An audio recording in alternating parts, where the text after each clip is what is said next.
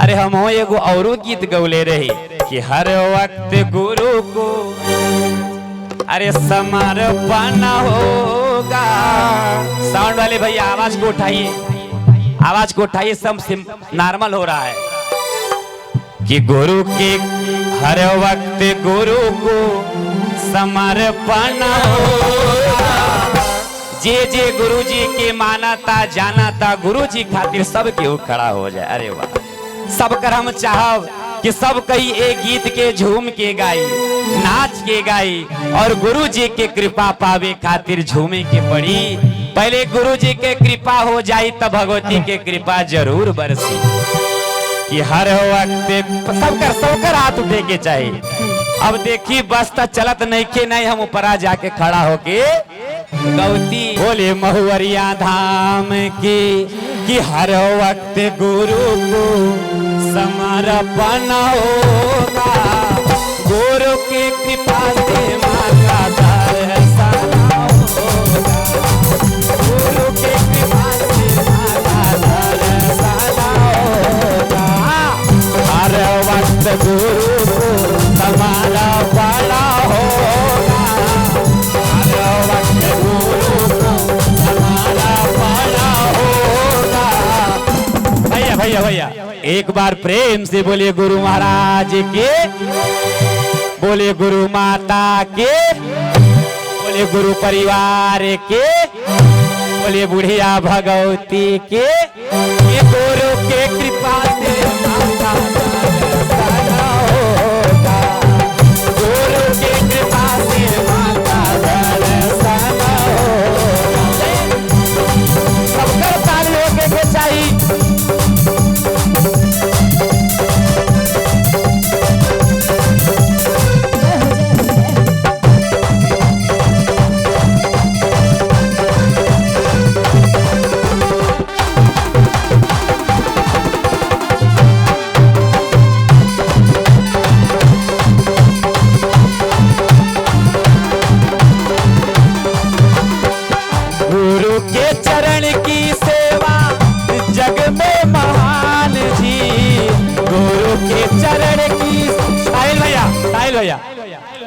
कि हम चाहब के ए गीतिया के बिना बजले हमार माई बहन लो गाई। राई से पहाड़ होता जात इंसान जी। राई से पहाड़ और कैसे कि तेरे मेरे जीवन का, तेरे मेरे जीवन का दर्पण होगा। भैया कि तेरे मेरे के करे जीवन के दर्पण गुरु जी खोल खोल बतौले बातें। हाथ उठाई। गुरु जी से केहू का नहीं के छिपल ना। जे घरवा से खा के आवेला काल का खैला वो गुरु जी बतावे। लेकिन बात खाली फंस गईले के जरूरत बाटे कि तेरे मेरे जी सबका हाथ उठे के चाहिए कि तेरे मेरे जीवन। सब माता जी लोग सबकर ताली बजे के चाहिए भैया। सबकर हम रोज गावे बदे ना आइला, लेकिन 7 जून के दिन सारा काम छोड़ के आइला। हो तेरे मेरे जीवन का, तेरे मेरे जीवन का दर्पण होगा। गुरु की कृपा से माता दर्शन होगा।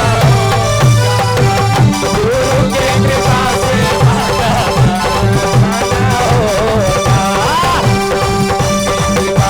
सबके नाचे के पड़ी।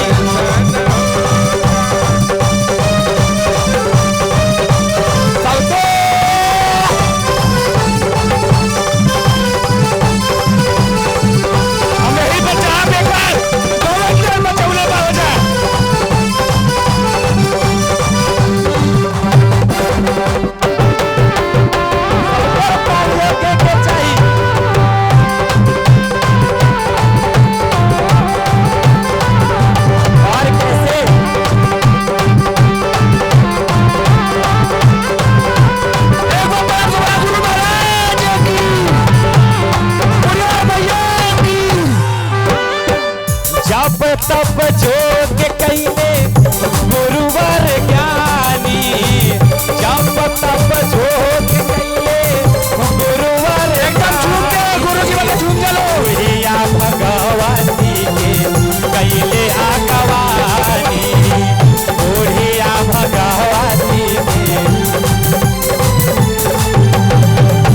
कैसे कि जप तप जोग कैले हरे गुरु हमर ज्ञानी, बुढ़िया भगवती माई के कैले अगवानी।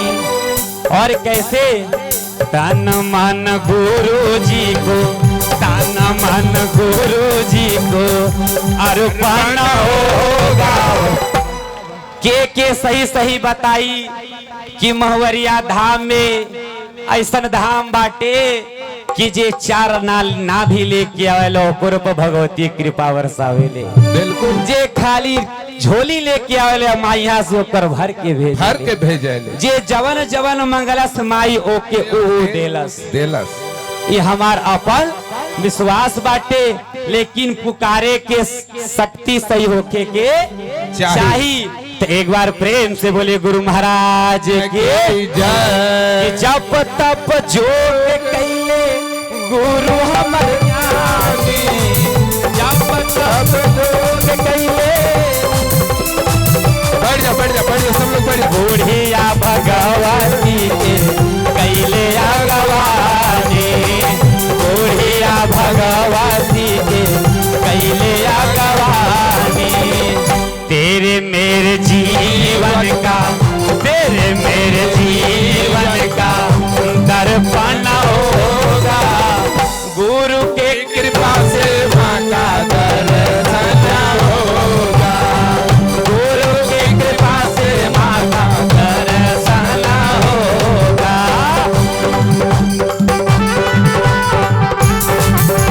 सबकर ताली बजे के चाहे।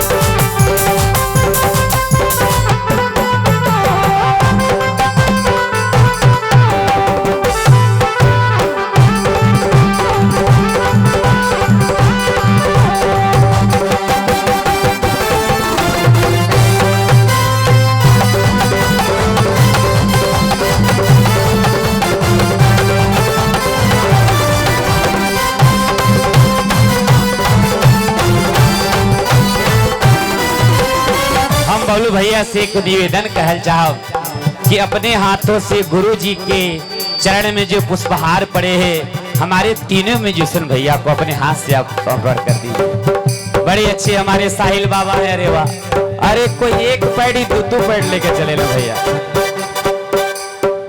ओ पावन जिला में माहो ओवरिया के नाम बा, पावन जिला में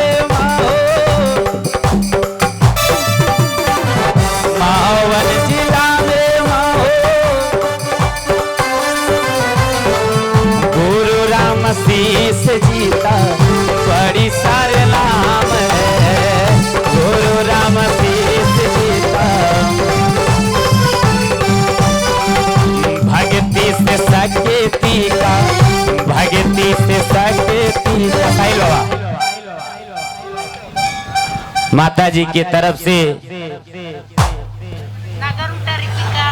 नगर उटरी विकास के धरती से आप लोग बैठ जाइए। माता जी की तरफ से ढेर सारा आशीर्वाद। आने के लिए जगह दे, वो लोग को आने के लिए। ये तो सब जानते हैं। बैठ जा, सब लोग बैठ जा। कुछ अच्छा लगा था बहनी, कैसा नीक लगा था ला जो कैसेटवा में गायल हुए नहीं, दूसरा तो कोनो ना नहीं कि भक्ति से सकेती का। जब आप सभी गुरु जी के दरबार में आते हैं, भगवती के दरबार में आते, बोल भैया बस। भक्ति से सकेती का मिश्रण होगा कि गुरु के कृपा से माता दर्शन होगा, गुरु के कृपा से माता दर्शन होगा। हर वक्त गुरु को भैया गुरु जी की भांजे की तरफ से ढेर सारा आशीर्वाद प्राप्त हुआ है। एक बार प्रेम से बोलिए महुवरिया धाम की। देखिए गुरु के चरणों में ये समर्पित गीत था। अब हम सभी भजनों की तरफ चलते हैं। एक बार प्रेम से बोलिए सच्चे दरबार की जय, बोलिए महुवरिया धाम की जय, बोलिए सच्चे दरबार की।